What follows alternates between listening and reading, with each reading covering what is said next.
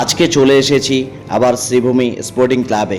দশমীর 7 দিন পর এসে দেখছি প্যান্ডেল এখনও খোলা হয়নি, কারণ শ্রীভূমি স্পোর্টিং ক্লাবের সদস্যদের কাছে শুনে দেখলাম শনিবার মানে আগামীকাল সন্ধ্যায় বিজয়া সম্মেলনী অনুষ্ঠান আছে। অনুষ্ঠান উপস্থিত থাকবে আমাদের সবার প্রিয় সিঙ্গার সান ও জিৎ গাঙ্গুলি।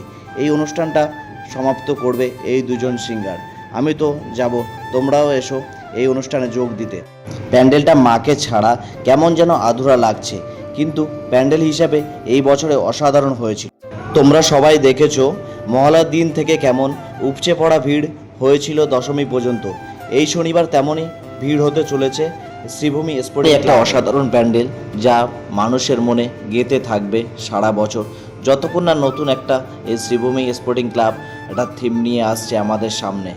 ততদিন আমরা অপেক্ষা করে থাকবো নেক্সট ইয়ারের জন্য কিছু একটা সুন্দর থিম নিয়ে আমাদের সামনে এই শ্রীভূমি স্পোর্টিং ক্লাব আসবে, সেটা আমরা আবার দেখব।